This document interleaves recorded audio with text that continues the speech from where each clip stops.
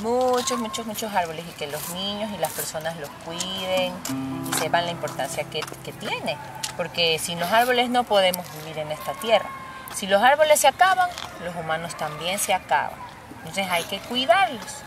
Y por eso hice esta canción, para que los niños entiendan eso de ahí. Llama el árbol. El árbol es mi amigo.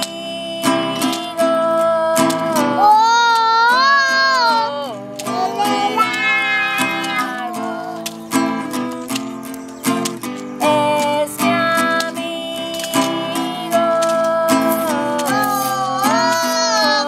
Me da aire, me da sombra, me da frutas de colores, me da aire, me da sombra, me da frutas de colores. El árbol es mi amigo. El árbol.